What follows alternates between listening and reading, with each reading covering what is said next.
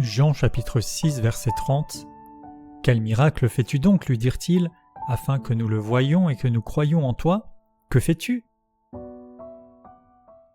Jésus vient de dire à cette foule que l'unique œuvre de Dieu, c'est de croire en celui qui l'a envoyé, et ils lui répondent ici en réclamant un signe qui justifierait cette foi.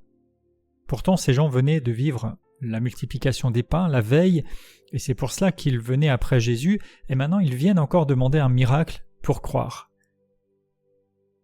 Quel miracle fais-tu donc ? On retrouve ce mot qui veut dire aussi signe, donc un miracle, oui, mais comme un révélateur d'une vérité plus grande de l'identité de Jésus. Et ils viennent de vivre pleinement les choses et ils demandent encore autre chose. Donc il semble bien que même si les gens ont vu un miracle, ça ne les a pas convaincus, ce n'est pas certain que d'autres miracles les convaincraient davantage si leur cœur n'est pas disposé. Et en fait ici, la construction de la phrase est assez provocatrice, c'est comme s'il disait « mais toi, que fais-tu » comme s'il y avait une comparaison à faire. Quel miracle fais-tu afin que nous le voyions et que nous croyions en toi. Donc la foule ici met une condition à sa foi. Elle veut voir et après elle croira. Et c'est exactement l'inverse en fait de la foi véritable qui appelle à croire et qui conduira bien sûr à voir. Et Jésus attire d'ailleurs vers cette foi plusieurs fois et notamment juste avant de ressusciter Lazare, il dira « Ne t'ai-je pas dit à la sœur du mort que si tu crois, tu verras la gloire de Dieu » Jean 11, 40. Une foi qui exige des preuves reste finalement tellement attachée au visible et ne met pas sa confiance dans la capacité de Dieu. La foi authentique, elle se fie au Seigneur, elle lui fait confiance, et alors, elle voit des choses. La demande ici d'un signe conditionnel, c'est encore une forme d'incrédulité, mais qui se déguise. En fait, c'est comme c'était à l'homme de décider si Jésus était digne ou pas d'être cru, comme s'il demandait des preuves à Dieu. Que fais-tu ? Et ici, on retrouve encore ce verbe faire, ou bien œuvrer, ou bien travailler. Et on voit vraiment cet attachement à des œuvres, à des choses physiques, à la force, à la capacité, à des démonstrations d'une certaine façon, alors que Jésus venait de les attirer vers l'œuvre la plus importante, qui est de croire à celui que Dieu a envoyé. Donc la foule cherche à mettre Jésus à l'épreuve, et finalement elle renverse les rôles. Au lieu de répondre à l'appel qu'ils viennent leur adresser, elle leur demande de se prouver. Voir pour croire.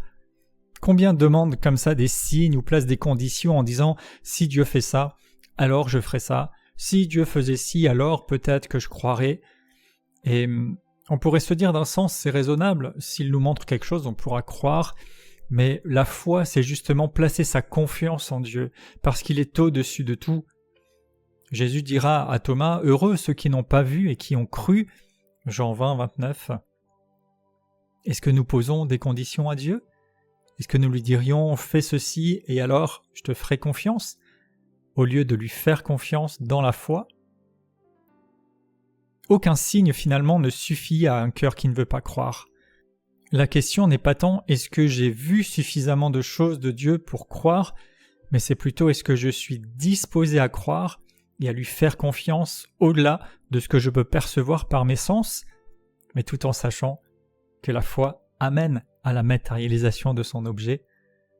Est-ce que nous attendons une preuve de plus, alors qu'en fait il nous demande juste de nous abandonner ? C'est la foi authentique qui va amener à voir, et pas le contraire.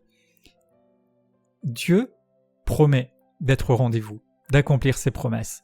Mais il y a un appel, une condition, c'est la foi, et alors les choses suivent. Et ça, c'est tellement constamment dans l'enseignement de Jésus et tout au long des Écritures.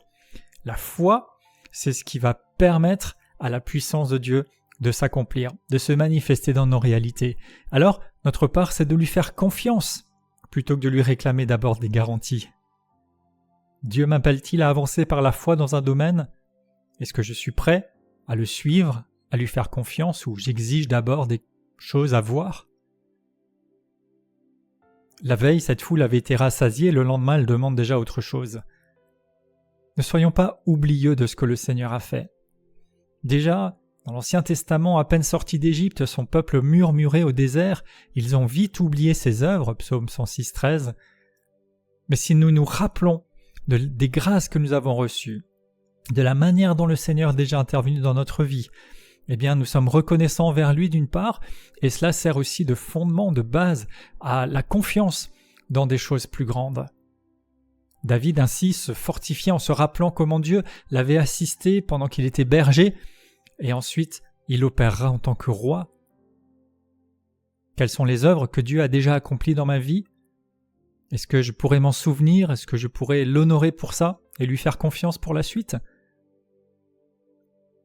Peut-être disons-nous parfois, Seigneur, si tu réponds à ça, alors je te suivrai, alors je ferai plus.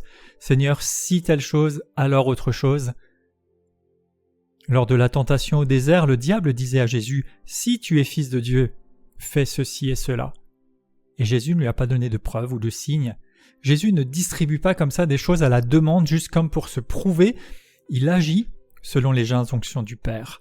Il n'est pas dans la démonstration comme s'il devait défendre son statut ou s'auto-justifier. Non, il agit avec des buts, avec raison. Et non pas qu'il s'économise, au contraire, il est prêt à tout nous donner. Mais il manifeste sa gloire, non pas juste comme des démonstrations, mais à raison. Il est prêt à ne rien économiser envers les siens en réponse à la foi.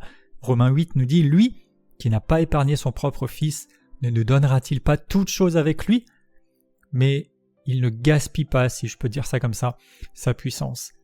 Dieu a souvent parlé par sa parole, par son Fils, par son action dans notre vie.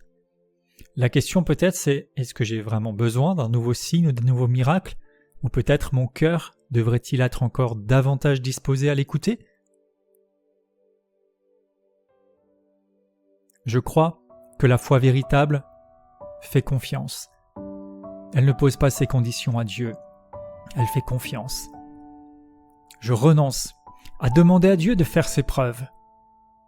Je me soumets à sa souveraineté. Je choisis de lui donner le crédit. J'ai confiance dans sa parole.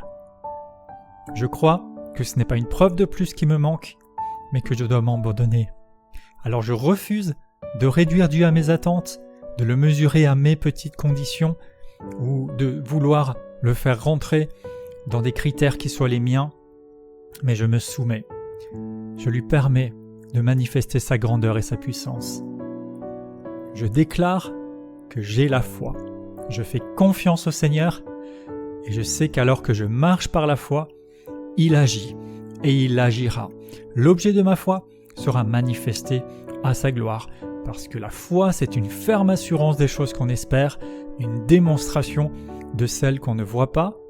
Je me souviens de ce qu'il a accompli pour moi, je lui rends grâce, je me réjouis et j'ai confiance qu'il sera toujours au rendez-vous, fidèle à sa parole. Amen.